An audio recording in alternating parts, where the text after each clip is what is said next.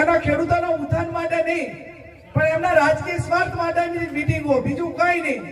અને પહેલા તો ભાઈઓને બોલાવતા એટલી વારે હારું, હવે તો કે તમે બહેનોને બધીને ફરજિયાત રાખીને બોલાવો અને એ બોલાવીને પાછું એ ઢોલવાળો લઈ દો અને એ પાછી રમાડો, ઢોલી રમાડો.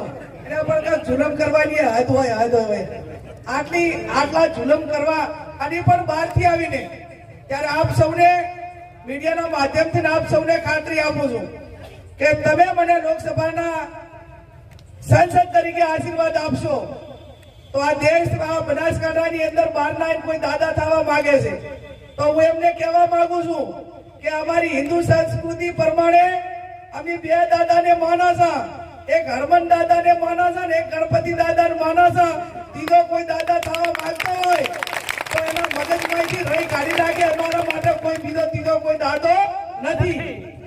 વાત મારી સાચી.